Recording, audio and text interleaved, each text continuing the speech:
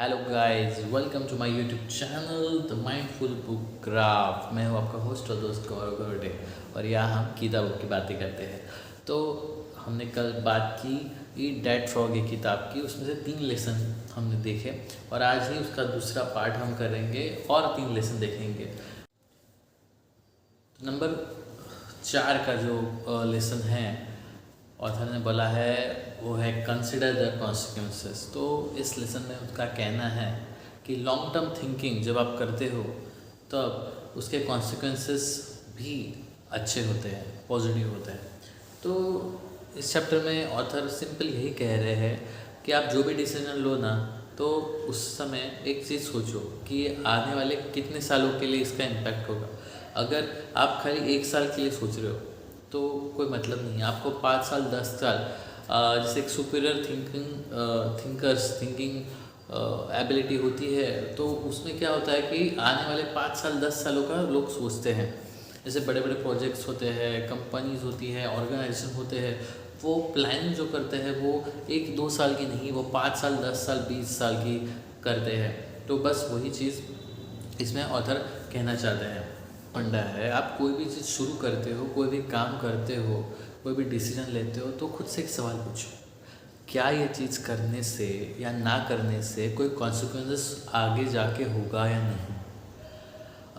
जैसे ऑथर ने कहा है कि अनसक्सेसफुल पीपल, उनकी एक टेंडेंसी होती है कि वो शॉर्ट टर्म प्लेजर के लिए ऐसा डिसीजन लेते हैं जो लॉन्ग टर्म में उनको कोई अच्छा कॉन्सिक्वेंसेस नहीं देता है। तो on the other hand successful people वही करते हैं कि वो आगे का सोचते हैं ताकि उनको जो कॉन्सिक्वेंसेस है वो अच्छे मिले, पॉजिटिव मिले और उनके फेवर में मिले। ऑथर आगे कहते हैं यू शुड ओबे law of force efficiency. Law of force efficiency state that there is always never enough time to do everything, but there is always enough time to do important work। मतलब आपके पास कभी सारे काम करने का समय नहीं रहेगा, बट जो इम्पोर्टेंट काम है ना वो करने के लिए हमेशा समय रहेगा। तो आगे जो 5वां चैप्टर है उसका नाम है प्रैक्टिस क्रिएटिव प्रोक्रेस्टिनेशन। तो ये क्या चीज़ है भाई? तो इसमें क्या होता है कि प्रोक्रेस्टिनेशन मतलब क्या, कि आपको कोई चीज़ को डिले करना है।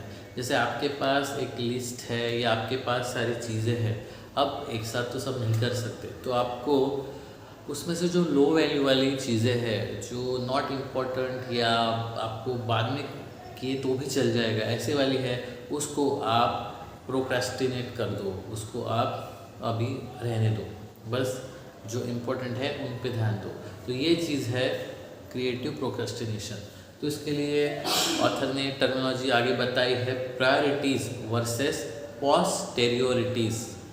ये चीज़ मेरे लिए भी नहीं थी।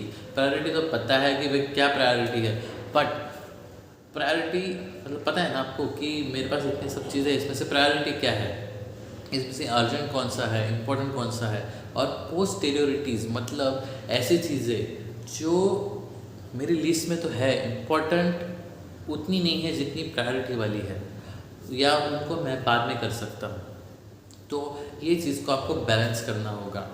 अब पहले जब मैं ये किताब पढ़ने लगा था तो मेरे दिमाग में ऐसा चल रहा था कि प्रोक्रेस्टिनेशन मतलब मुझे चीज़ों से दूर मैं क्यों हो रहा हूँ या मैं चीज़ों को नहीं कर पा रहा हूँ, ये प्रोक्रेस्टिनेशन है। बट यहाँ पे ऑथर हमको मोटिवेट कर रहे हैं कि आप पर्पसफुली प्रोक्रेस्टिनेशन करो, लेकिन किसके लिए? तो जो लो वैल्यू टास्क है उनके लिए आपको पर्पसफुली करना है। जैसे बहुत बार होता है जो कंपनीज़ में हैं, जॉब करते हैं, उनको पता है कि नो बोलना सबसे डिफ़िकल्ट चीज़ है। तो आपको कोई बोलता है ये काम करना है तो आप ना नहीं बोल सकते, क्योंकि आप ना बोलोगे तो इम्प्रेशन आ जाएगा यार ये तो करता ही नहीं, ये तो हमेशा ना बोलता है। तो यही चीज़ है। तो ऑथर ने बोला है कि आप नो बोलना सीखो, नो पोलाइटली बोलिए, ओके, क्लैरिटी के साथ बोलिए, क्योंकि अगर आप नो बोलते हो तो ऐसा मतलब एक गलत इंटेंशन ना हो जाए, इसलिए क्लियर कर लीजिए। तो अगर आप नो बोलना सीख गए तो ये आपके टाइम मैनेजमेंट स्किल को और बढ़ा देगा। और हमारे आज के वीडियो का लास्ट टॉपिक है यूज़ ABCDE मेथड। अभी ABCDE मेथड क्या है, तो जैसे कि हमने प्रायोरिटीज़ देखी, तो वही चीज़ है ये कि आपको एक लिस्ट पे आपके सारी चीज़ें लिखनी हैं, आपके जो भी काम हैं दिन में करने वाले, हफ्ते में करने वाले, महीने में करने वाले, और सबके आगे आपको ABCD ऐसा लिखते जाना है। अब इसमें A क्या होगा, बड़ा ऑब्वियस हाईली इम्पोर्टेंट काम, B उससे कम इम्पोर्टेंट, C काम जो आपको पसंद है और लेकिन उसका कॉन्सिक्वेंसेस कुछ नहीं है। जैसे A काम हाईली इम्पोर्टेंट है, उसको आप करते हो तो जो अचीवमेंट है या कॉन्सिक्वेंसेस है वो आपको प्राइड सेटिस्फेक्शन की फीलिंग देगा। B काम थोड़ा कम देगा, और C में तो जस्ट आपके लिए कर रहे हो, वो आपको जो काम करने में एंजॉय आता है वो। और D काम ऐसे है जो डेलीगेट से बहुत बार ऐसा होता है।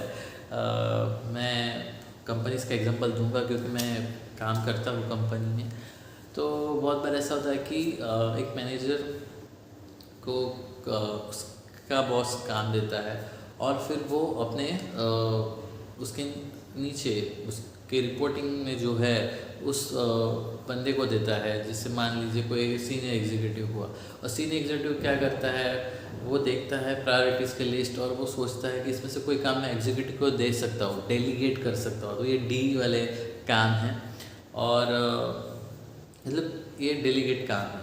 और E कैटेगरी मतलब क्या होगा, तो कोई जो काम ऐसे है आपके लिस्ट में जो इम्पोर्टेंट नहीं है बिल्कुल भी, आप उसको एलिमिनेट कर सकते हो, ठीक है। तो ये सब है। हाँ, अगर आप बोलोगे कि यार मेरे A के 3-4 है, no problem, A1 A2 A3 A4 ऐसा लिखो, तो उसका भी ये सॉल्यूशन है। तो आज के लिए बस इतना ही। अगले जो पॉइंट्स है और अगले जो चैप्टर्स है वो हम कल के वीडियो में देखेंगे। तब तक के लिए इस वीडियो को लाइक करें, शेयर करें अपने दोस्तों के साथ, और सब्सक्राइब करना ना भूलें, बेल आइकॉन भी प्रेस करें। Thank you.